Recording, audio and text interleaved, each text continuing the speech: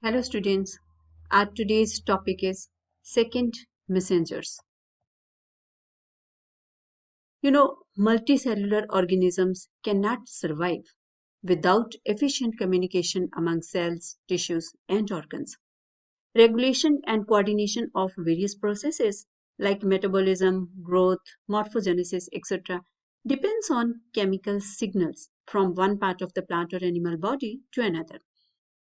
For this, organisms use various chemicals called signaling molecules. These second messengers are one of these chemicals, right? Second messengers are small molecules and ions that relay signals received by cell surface receptors to effector proteins. They are produced in response to extracellular stimuli and also in response to stimuli from within the cells, right? Um, Stimuli like light, temperature, biotic stress, abiotic stress, hormones, cytokines, growth factors, also called first messengers. These molecules find their target cells by identifying and binding to a receptor that is mostly located on the surface of the target cell. As you know this because we have already discussed in our previous lecture. Binding of the ligand to receptor initiate a biochemical cascade, resulting in the accumulation of these second messengers, right? They are typically present at low concentration in resting cells and can be rapidly produced or released when cells are stimulated. First second messenger, which was discovered in 1957, was cyclic adenosine monophosphate. Second messengers fall into four classes: cyclic nucleotide, lipids, ions and gases, and free radicals. All have diverse properties that allow them to signal within membranes, within the cytosol, or between the two. There are three basic types of secondary messenger molecules: hydrophobic, hydrophilic, and gases. Hydrophobic molecules are membrane associated and they diffuse the plasma membrane into the intermembrane space where they can reach and regulate membrane associated effector proteins. And examples are diacylglycerol and phosphatidylinositol. Then hydrophilic molecules, they are located within the cytosol, and examples are CAMP, CGMP, IP3, and calcium ions. Then gases can diffuse both through cytosol and across cellular membrane. And examples are nitric oxide, carbon monoxide, and hydrogen sulfide. Right? Now we will discuss all these second messengers one by one. And first we will start with the 3,5 cyclic AMP. Adenosine 3,5 monophosphate, commonly known as CAMP, is a key second messenger in living organism. Generation of this second messenger is initiated when an extracellular first messenger binds to a 7 transmembrane spanning G protein coupled receptor that is coupled to a stimulatory G protein alpha subunit, right? Just look at this diagram. This is receptor G protein. If you remember, we have already discussed the structure of G proteins having 3 subunits: alpha subunit, beta, and gamma subunit, right? In its inactive form, GDP is attached to alpha subunit of G protein. After ligand binding, exchange of GDP for GTP on this G protein alpha subunit, and then it's a subsequent dissociation from beta and gamma subunit. Then this free G protein alpha subunit stimulate this enzyme adenyl cyclase to catalyze the cyclization of ATP to generate CAMP and pyrophosphate, right? Then downstream stream signaling of CAMP, it's mediated by its interaction with effector molecules like protein kinase PKA or exchange protein means directly activated by CAMP, that is EPAP, which modulate phagocyte functions, right? Next is 3,5 cyclic GMP. It is an important signaling component with multiple biological functions in plants and animals, right? In plants, there is some biochemical evidence supporting the existence of plant CGMP responsive kinases, and the Arabidopsis genome contains sequence that encodes gene products with both a cyclic nucleotide binding domain and a protein kinase, right? However, specific CGMP targets in plants are largely unknown, and in particular, there is little molecular evidence available of this bona fide CGMP dependent kinases. In plants, 3,5 cyclic GMP could induce both stomatal opening and stomatal closure, depending on the exact conditions.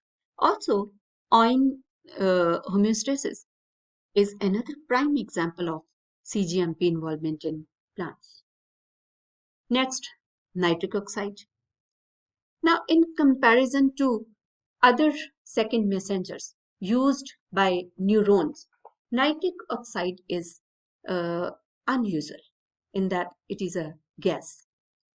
Nitric oxide is produced by an action of nitric oxide synthase enzyme. Just look at this diagram.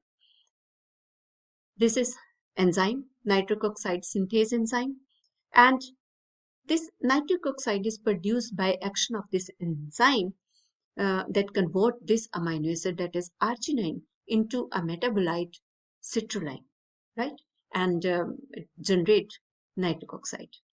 In nitric oxide synthase, it is found in neurons, is regulated by calcium binding to calmodulin and is coupled to a variety of neurotransmitter systems.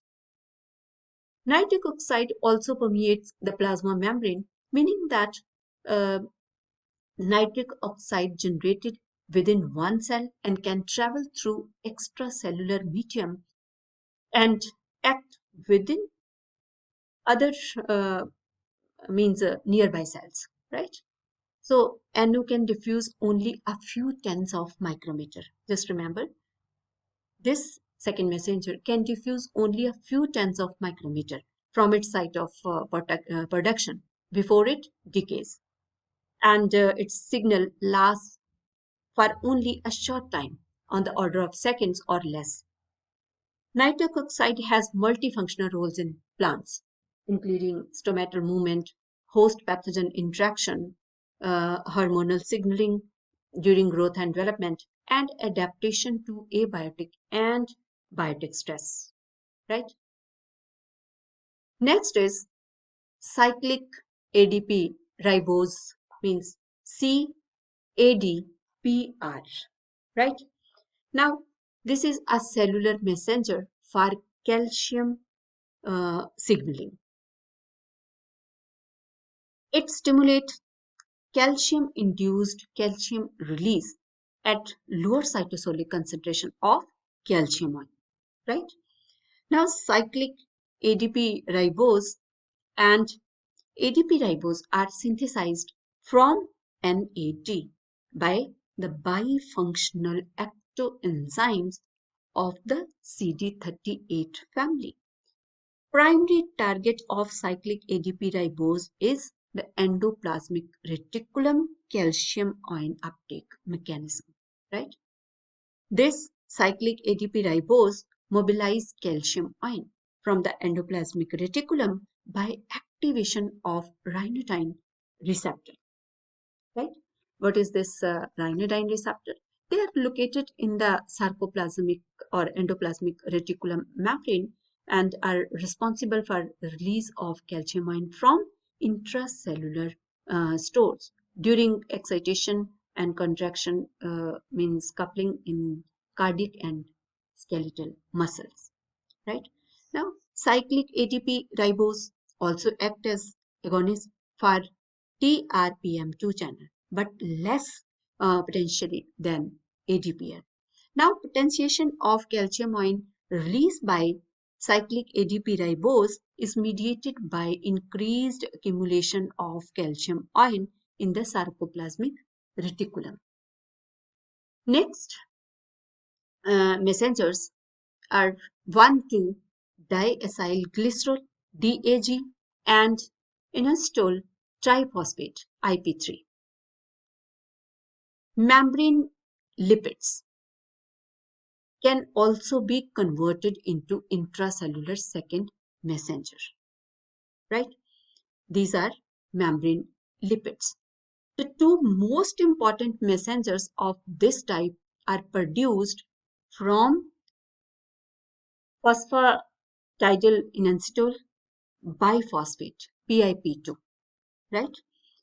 This lipid component is cleaved by phospholipase C enzyme, means an enzyme activated by certain G proteins and by calcium ions. Now, phospholipase C split means this enzyme splits PIP2 into two smaller molecules that each act as second messenger. One of these messengers is diacylglycerol, means DAG, a molecule that remain within the membrane and activate protein kinase C. And the other messenger, inositol triphosphate, together with diacylglycerol DAG, used in signal transduction and lipid signaling in biological cells.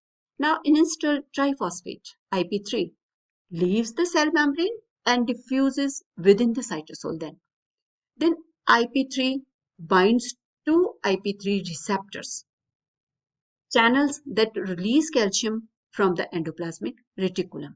Then action of IP3 is to produce means yet another second messenger that triggers a whole spectrum of reaction in the cytosol, right? Then action of DAG and IP3 are terminated by enzymes that convert these two molecules into inert form that can be recycled to produce new molecules of PIP2, right? Then calcium. Calcium ion is perhaps the most common intracellular messenger in neurons. Here, information is transmitted by the transit rise in cytoplasmic calcium concentration, which allows calcium ion to bind to large number of calcium binding proteins that serve as molecular targets. Now, one of the most thoroughly studied target of calcium ion is camotulin. Now, what is this? Camotulin is a calcium ion binding protein and it's abundant in the cytosol of all cells, right? Binding of calcium to camotulin activates this protein, which then initiate its effect by binding to still other downstream target. Calcium ions that act as intracellular signals enter cytosol then by means of one or more type of calcium permeable ion channels, right? Now, these can be voltage-gated calcium ion channel or ligand-gated channels in the plasma membrane, both of which allows calcium ion to flow down the calcium gradient and into the cell from the extracellular medium. Then this allows precise control of both the timing and the location of calcium signaling within the neuron, which in turn allows calcium to control many different signaling events. Now, last, reactive oxygen species, right? Reactive oxygen species are, generated following ligand receptor interactions and function as specific second messengers in signaling cascade, right? Primary source of ROS generation are plasma membrane oxidases and preferentially NADPH oxidases with a rapid kinetics of activation and inactivation. This allow a tight up and down regulation of intercellular ROS level within a short time required for transduction of signal from the plasma membrane to the cell nucleus, right? Mode of action of ROS may involve direct interaction with specific receptors, right? And then ROS also act in concert with intracellular calcium ion in signaling pathway, which regulate the balance of cell proliferation versus cell cycle arrest and cell death, right?